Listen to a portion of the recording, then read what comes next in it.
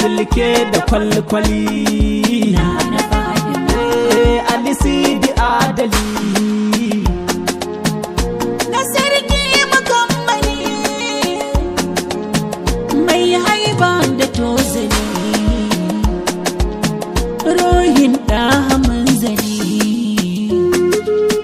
sai da'irar mubajjali